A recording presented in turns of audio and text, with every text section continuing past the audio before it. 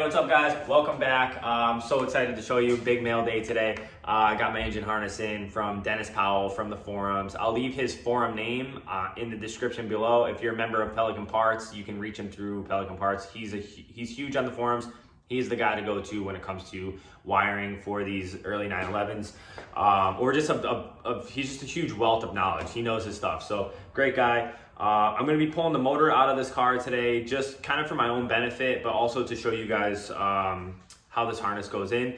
But I've got a couple other little bits that I'm gonna be doing to the engine, so it'd be a lot easier to have the motor out of the car for me to be able to do those. So, and I only kind of rested the motor in there just to use the weight of the engine and transmission to adjust my ride height, suspension, as you guys saw in my previous video. So now that all that's done, motor's back out, wiring's going in, a couple other little bits, and let's get after it. I'm so excited to show you guys this. As easy as that. So he made me this harness, and it's beautiful. I mean, look at this. Like everything's labeled. It's got this really nice wrap on it. This goes into your engine shroud. This is for your alternator, and so on and so forth. He used all OEM, mounts, all these ends. This is an OEM. It's got Porsche part numbers on this somewhere.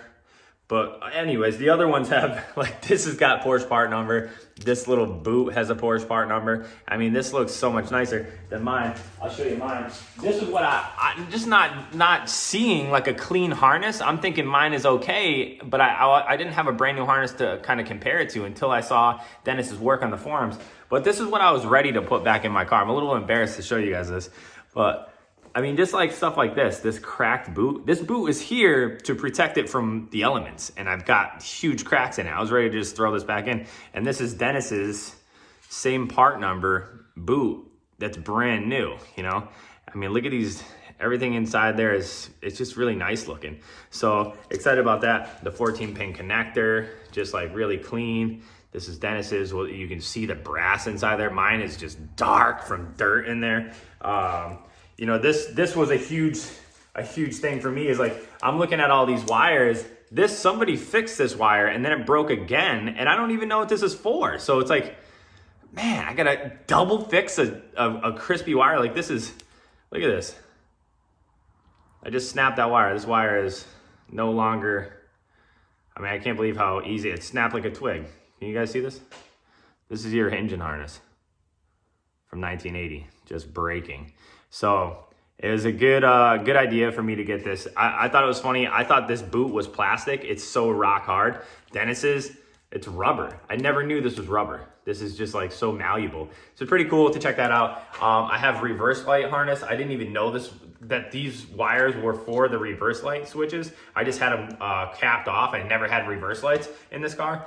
So yeah, this is now my new reverse lights. So pretty cool. So yeah, let's put this in. I'm gonna do a little like a time-lapse video of me pulling this motor out. It should be pretty quick because it's kind of just set in there for doing the ride height, because I got the suspension stuff first.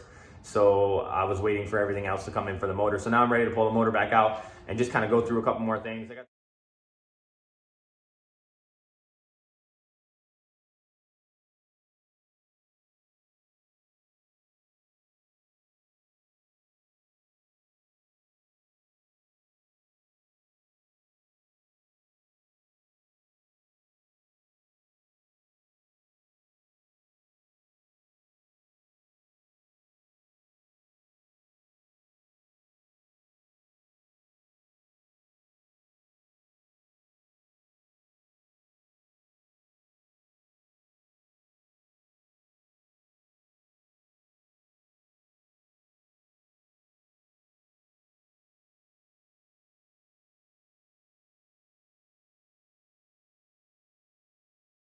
All right, you guys, we're all done.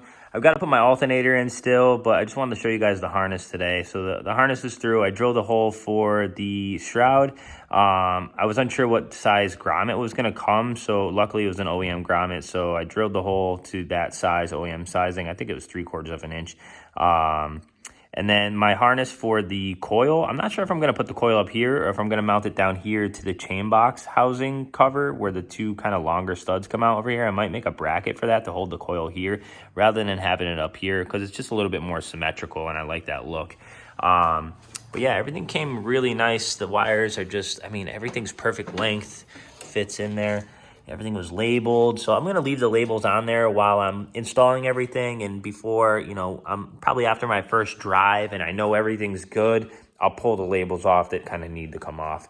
I got some Cluet wires on here. I really like these wires, great quality wires. You can really hear the click when you put them in. Love the click. It's just, you know, you got a great connection. I bought some new valve covers as well from Stoddard. I'm excited to put those on. These, originally my motor had powder coated valve covers. They're actually powder coat. They were yellow before and I powder coated them black, but the powder coating company didn't sandblast the yellow off, so they're super thick. So I got these off of an older motor and they just, after almond blasting them, they came out really corroded and I just don't want any oil seepage through these holes. So I bought some new ones. Check these out from Stoddard. You guys can see the part number. Very excited about these, just good quality. So those will be going on today. But overall, the harness is, it's perfect, right length. These are Sheridan design engine tins as well. You can buy just the surround, you can buy just the fan housing, you can buy just the heater portions, or you can buy them all.